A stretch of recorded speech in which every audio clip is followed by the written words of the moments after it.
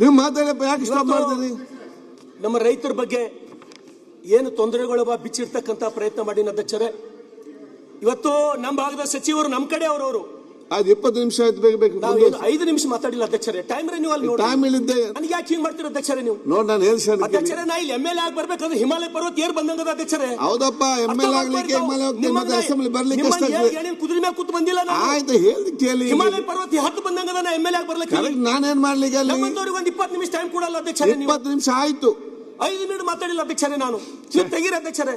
ಆಯ್ತು, ನಾನು ತೆಗಿದ್ದೇನೆ. ಈಗ ಮಾತಾಡಿ. ಈಗ ನಮ್ಮ ಭಾಗದ ಗಲಾಟೆ ಬಿಟ್ಟು ಅವ್ರು ಸಾಕ್ರಿ, ಗಲಾಟೆ ಬಿಟ್ಟು ನಮ್ಮ ಭಾಗದ ರೈತರ ಬಗ್ಗೆ ಟೈಮ್ ಕೊಡಿ. ಎಷ್ಟು ಏನೋ ಇಲ್ಲಿ ಅಧಿವೇಶನದೊಳಗೆ ಬೆಳಕು ಚೆಲ್ಲರ ನ್ಯಾಯ ಸಿಕ್ತದೆ ಅಂತ ಹೇಳಿ ಭರವಸೆ ಇಟ್ಕೊಂಡು ಮಾತಾಡ್ತೀನಿ ಅಧ್ಯಕ್ಷರೇ.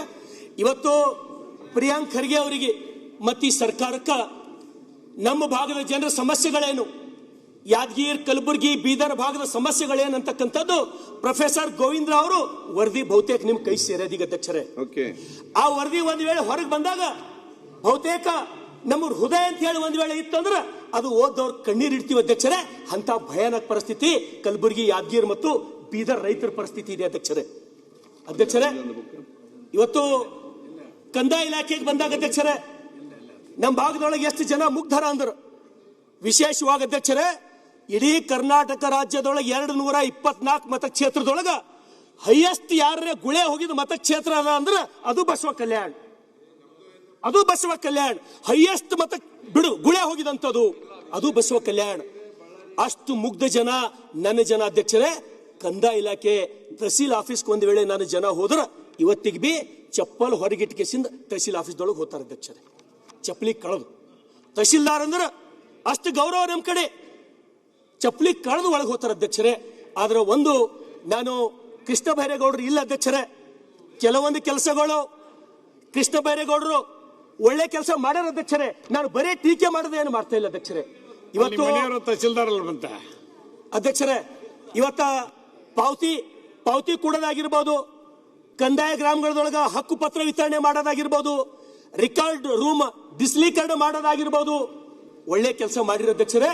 ಅದಕ್ಕಿಂತ ಮೊದಲು ನಮ್ಮ ಸರ್ಕಾರದೊಳಗ ಆರ್ ಅಶೋಕ್ ಅವರು ಕಂದಾಯ ಸಚಿವರಿದ್ದಾಗ ಮನೆಗೆ ಒಯ್ದು ದಾಖಲಾತಿ, ಅವ್ರ ಮನೆಗೆ ಒಯ್ದು ದಾಖಲಾತಿ ಕೊಡ್ತಕ್ಕಂಥ ಕೆಲಸ ನಾವು ಮಾಡಿದೀವಿ. ಅಕ್ರಮ ಸಕ್ರಮ ಮಾಡ್ತಕ್ಕಂಥ ಕೆಲಸ ಆರ್ ಅಶೋಕ್ ಅವ್ರ ನೇತೃತ್ವದಾಗ ನಮ್ಮ ಸರ್ಕಾರದಿಂದ ಆಗ್ಯದ ಅಧ್ಯಕ್ಷರೇ.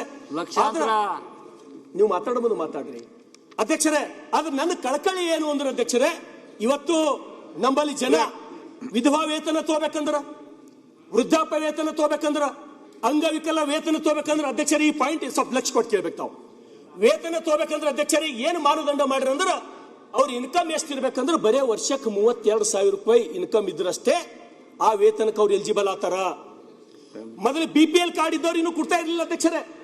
BPL ಕಾರ್ಡ್ ಇದ್ದವ್ರು ತಗೋಬಹುದಾಗಿತ್ತು, ಈಗ ಹಂಗಿಲ್ಲ, ಇವು ಇದ್ದವ್ರಿಗೆ ಮಾತ್ರ ಅಂತ ಹೇಳಿ ಲಿಮಿಟ್ ಮಾಡಿರೋ ಅಧ್ಯಕ್ಷರೇ. ಹಾಗಾಗಿ ಅಧ್ಯಕ್ಷರೇ, ಅದ್ರ ಜೊತೆಗೆ ದಯಮಾಡಿ ಮೊದಲೇನು BPL ದವ್ರಿಗೆ ಇಶ್ಯೂ ಆಗ್ತಿತ್ತಲ್ಲ, ಎಲ್ಲ BPL ಇದ್ದವರಿಗೆ ಅಂಗವಿಕಲ, ವೃದ್ಧಾಪ್ಯ ವೇತನ, ವಿಧವಾ ವೇತನಗಳು ಮೊದಲಿನಂಗೆ ಜಾರಿ